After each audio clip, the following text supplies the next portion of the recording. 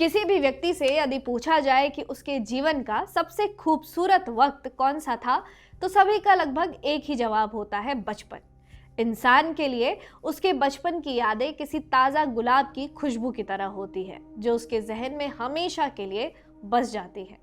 बचपन एक ऐसा दौर होता है जिसे हम सब एक बार दोबारा जी लेना चाहते हैं। हम सब कुछ लौटाने को भी तैयार होते हैं, लेकिन बचपन कभी दोबारा लौटकर नहीं आता। आखिर इंसान को बचपन से इतना लगाव क्यों होता है? ऐसा इसीलिए होता है क्योंकि बचपन व्यक्ति के जीवन का वो दौर होता है जिसे उसने बिना किसी चिंता, तनाव, भय या पीड़ा के गुजारा होता है। लेकिन क्या सबके नसीब में ऐसा बचपन होता है? क्या आप कल्पना कर सकते हैं उन बच्चों के बचपन के बारे में जिन्हें बिहार के सीमांचल इलाके से ट्रेन में ठूस कर कर्नाटका के एक मदरसे में लाया गया हो, जहां मौलवियों द्वारा उनका शोषण किया गया हो, उनसे पत्थर तुड़वाए जाते हों, कीचड़ फिकवाया जाता हो, गड्ढे खुदवाए जाते हों? ये कोई काल्पनिक कहानी नहीं, बल्कि एकदम सत्य घटना है। बेंगलुरु रेलवे स्टेशन पर जब रेलवे पुलिस फोर्स ने 24 मुस्लिम बच्चों को एक साथ बिहार जाने वाली ट्रेन में चढ़ते हुए देखा, तो सुरक्षा बलों को कुछ संदेह हुआ। इन बच्चों से जब पूछताछ की गई तो उन्होंने आरपीएफ को जो बताया उसने सबको हैरान कर दिया।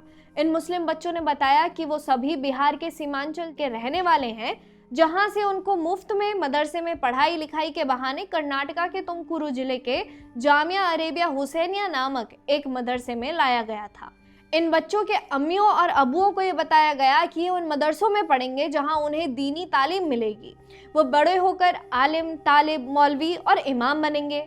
रहना फ्री, खाना फ्री, कोई खर्चा नहीं। लेकिन असलियत क्या है, इसका पता उन बच्चों को तब लगा जब वो अपना घर छोड़कर सैकड़ों किलोमीटर दूर तक मदरसे में पहुंचे। रेलवे पुलिस से पूछताछ के दौरान मुस्लिम बच्चों ने बताया कि मदरसे के मौलवी उनका बुरी तरह से शोषण करते थे। उनसे पत्थर उठवाए जाते थे, कीचड़ फिकवाया जाता था, गड्ढे खोदना और बंधुआ मजदूरी करवाई जाती थी। तमाम शोषण और बंधुआ मजदूरी के बाद मदरसे के बच्चों को सड़े हुए और कीड़े लगे हुए चावल खाने को दिए जाते थे, और वो भी भरपेट नहीं मिलता था। जब बच्चों ने इस अत्याचार के खिलाफ आवाज उठाई तो मौलवी ने उन्हें बुरी तरह पीटा। फिर एक दिन किसी प्रकार हिम्मत करके ये 24 बच्चे मदरसे से भाग निकले और किसी तरह बेंगलुरु रेलवे स्टेशन पर पहुंच गए। यहाँ के आरपीएफ ने उन्हें डिस्ट्रिक्ट चाइल्ड प्रोटेक्शन यूनिट को सौंप दिया। इस मामले में अब जामिया अरेबिया हुसैनिया मदरसा और यहाँ के मौलवियों के खिलाफ तुमकुरू पुलिस स्टेशन में एफआईआर दर्ज की गई। कर्नाटका से आए इस मामले से पता चलता है कि इस देश के मदरसे किस प्रकार बाल शोषण और अपराधों के गढ़ बन चुके हैं। गरीब मुस्लिम बच्चों को पहले पढ़ाई के बहाने कर्नाटका, महाराष्ट्र, उड़ीसा और तमिलनाडु जैसे राज्यों के मदरसों में भेजना और फिर वहां मौलवियों द्वारा उनका शोषण किया जाना और उनसे बंधुआ मजदूरी करवाना कोई नया मामला नहीं है। लेकिन जरा आप बीबीसी की ये रिपोर्ट देखिए। बीबीसी पिछले कुछ समय से नैरेटिव फैलाने में जुटा हुआ है कि मदरसों में ऐसा कुछ भी नहीं होता है। मदरसों में बच्चे इसीलिए जाते हैं क्योंकि वो गरीब होते हैं और उन्हें अपने गांव में पढ़ने का मौका नहीं मिलता। 11 अप्रैल को मध्य प्रदेश के कटनी रेलवे स्टेशन पर आरपीएफ ने 163 मुस्लिम बच्चों को रेस्क्यू किया था। ये सभी बच्चे बिहार के सीमांचल इलाके से महाराष्ट्र के लातूर में एक मदरसे में ले जाए जा रहे थे। आरपीएफ को संदेह हुआ कि ये चाइल्ड ट्रैफिकिंग और फोर्स्ड लेबर का मामला हो सकता है, इसीलिए इन सभी बच्चों को ट्रेन से उतारकर डिस्ट्रिक्ट चाइल्ड केयर सेंटर भेज दिया गया।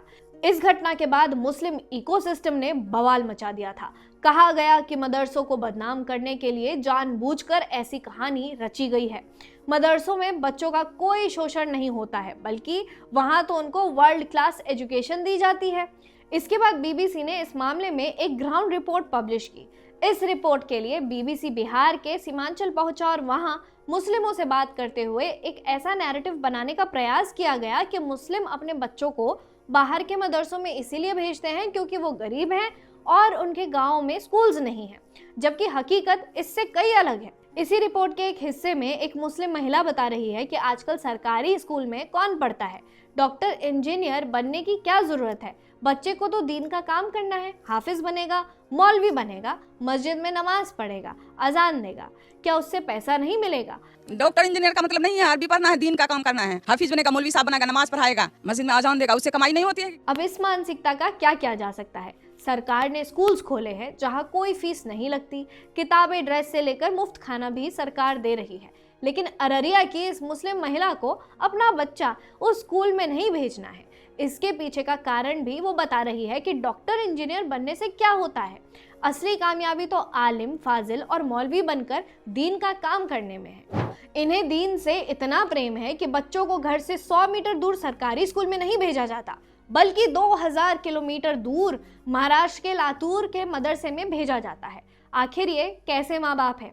इसी रिपोर्ट में एक मुस्लिम बताता है कि बच्चे शरारती होते हैं और नज़दीक के मदरसों से घर आ जाते हैं, इसीलिए उन्हें इतना दूर भेजा जाता है। क्या कभी बीबीसी या किसी मुस्लिम संगठन ने ये जानने का प्रयास किया है कि आखिर ये बच्चे मदरसों से भागते क्यों हैं? क्यों कभी बीबीसी ने इस मुद्दे पर कोई ग्राउंड रिपोर्ट नहीं करी है कि कैसे मदरसे मुस्लिम बच्चों के उत्पीड़न का केंद्र बने हुए हैं? बीबीसी कटनी रेलवे स्टेशन पर 163 मुस्लिम बच्चों के रेस्क्यू पर सवाल करते हुए रिपोर्टिंग करता है कि ये मदरसों को बदनाम करने की साजिश है, जबकि मदरसों में ऐसा कुछ भी नहीं होता। लेकिन जिस दिन बीबीसी की ये रिपोर्ट पब्लिश हुई, ठीक उसी दिन बेंगलुरु रेलवे स्टेशन पर रेस्क्यू किए गए 24 मुस्लिम बच्चों के शोषण के मामले में तुमकुरू पुलिस स्टेशन में मामला दर्ज किया गया था। अब सवाल उठता है कि इन बच्चों को 24 अप्रैल को आरपीएफ ने रेस्क्यू कर लिया था। क्या बीबीसी का कैमरा उन बच्चों तक नहीं पहुंच पाया था? क्या बीबीसी के रिपोर्टर को तुमकुरू जिले के जामिया अरेबिया हुसैनिया ट्रस्ट के मदरसे का पता नहीं मिल पाया जहां इन बच्चों का मौलवियों ने उत्पीड़न किया था? जाहिर सी बात है कि बीबीसी ऐसा नहीं करेगा, क्योंकि ये उनके नैरेटिव को सूट ही नहीं करता है। वास्तव में बीबीसी को इन बच्चों की कोई चिंता नहीं है। उसे बस इस बात से मतलब है कि वो किसी मुद्दे को इस तरह पेश कर सके कि इस देश में मुसलमानों के ऊपर अत्याचार हो रहा है, मुसलमान मजलूम, गरीब और बेचारे हैं और उनकी हर समस्या के लिए इस देश का हिंदू जिम्मेदार है। मुसलमान अपने बच्चों को सरकारी स्कूलों में भेजने को तैयार नहीं है, तो क्या इसमें सरकार का दोष है? आखिर इस मानसिकता का कोई भी सरकार क्या इलाज कर सकती है जो सोचती है कि इंजीनियर, डॉक्टर बनने से क्या होता है? असली काम तो लाउडस्पीकर पर अजान देना और नमाज पढ़वाना है। बीबीसी और मुस्लिम इकोसिस्टम कहता है कि मदरसों में मुस्लिम बच्चों का शोषण नहीं होता, लेकिन सच्चाई क्या है? 2018 में पुणे के एक मदरसे से पुलिस ने 36 मुस्लिम बच्चों को रेस्क्यू किया था। इन बच्चों ने बताया कि मदरसे के मौलवी रहीम ने उनका यौन शोषण किया और गंभीर उत्पीड़न किया। ये सभी बच्चे भी बिहार से पुणे लाए गए थे। हैदराबाद के एक मदरसे में पढ़ाने वाले मौलवी रेहान को 6 बच्चों के यौन शोषण मामले में गिरफ्तार किया गया था। क्या आपको केरला के जाने माने फिल्म मेकर अली अकबर का बयान याद है? अली अकबर ने अपने बचपन का अनुभव शेयर करते हुए बताया था कि जब वो मदरसे में पढ़ा करते थे तब एक मौलवी ने उनका यौन शोषण किया था। अली अकबर ने यह भी कहा था कि आज भी मदरसों में ये सब होता है। मीडिया वन ग्रुप की जर्नलिस्ट वीपी राजीना का मामला भी यहाँ पर याद दिलाना उचित होगा। वीपी राजीना ने 2015 में अपनी फेसबुक पोस्ट में बताया था कि जब वो केरला के कोझिकोड के एक मदरसे में पढ़ा करती थी तब किस तरह से वहाँ मौलवियों ने उनका और अन्य मुस्लिम बच्चों का यौन शोषण किया था।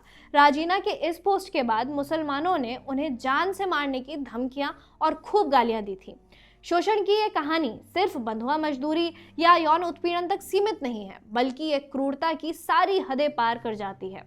उत्तर प्रदेश के सिद्धार्थ नगर के एक मदरसे से ऐसी खौफनाक तस्वीरें सामने आईं जिसने हर संवेदनशील इंसान को झकझोर कर रख दिया था।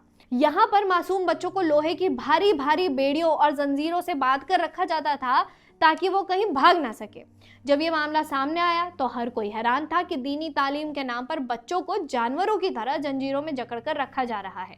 लेकिन इस भयानक सच पर भी बीबीसी साइलेंट रहा। ये तो केवल कुछ ही मामले हैं। मदरसों में बच्चों के शोषण को लेकर आप गूगल सर्च कीजिए, आपको हजारों ऐसे मामले मिल जाएंगे। 2022 में योगी सरकार ने यूपी के मदरसों का सर्वे का आदेश दिया था। उत्तर प्रदेश बाल आयोग का यह दावा था कि मदरसों में शिक्षा के नाम पर बड़े पैमाने पर चाइल्ड ट्रैफिकिंग को अंजाम दिया जा रहा है। आयोग की सदस्य डॉक्टर सुचिता त्यागी ने बताया था कि मदरसों के माध्यम से मानव तस्करी की जा रही है। उन्होंने बताया कि बिहार और यूपी से बड़े पैमाने पर मुस्लिम बच्चों को और खासकर लड़कियों को गुजरात, महाराष्ट्र, केरला इत्यादि जगहों पर ले जाया जाता है जहां से उनकी तस्करी की जाती है। अब सवाल ये उठता है कि बीबीसी कभी इस मामले में कोई ग्राउंड रिपोर्ट क्यों नहीं करता? मुस्लिम तंत्र कभी इस पर बात क्यों नहीं करता है? इसका कारण सिर्फ इतना है कि इन मदरसों से निकलने वाले आलिम, फाजिल, मौलाना और मौलवियों ने मुस्लिम समाज को अपने जाल में जकड़ कर रखा है। इस्लाम की कुरीतियों पर उठने वाली किसी भी आवाज को ये गिरोह निर्ममता से कुचल देते हैं।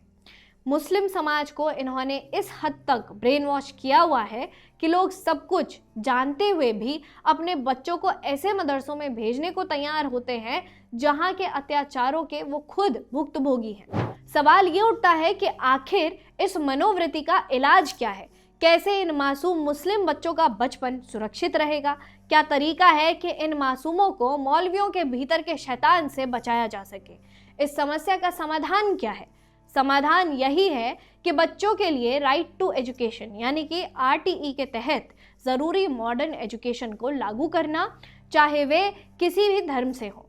राष्ट्रीय बाल आयोग के अध्यक्ष प्रियंक कानूनगो ने समय समय पर मदरसों में गैर मुस्लिम बच्चों के दाखिले और वहां दी जाने वाली शिक्षा के स्तर पर सवाल उठाए हैं। पूर्व की कमेटियों ने भी ये माना है कि मदरसों के बच्चों को गणित, साइंस और कंप्यूटर की आधुनिक शिक्षा मिलनी चाहिए। सरकार इसके लिए बजट भी देती है, लेकिन एक किताब को दिन में 5 बार पढ़ने वालों ने ठानी हुई है कि बच्चों को आधुनिक दुनिया से दूर रखना ही है, वरना मकसद के लिए कौन आगे आएगा? देखते रहिए ऑप इंडिया।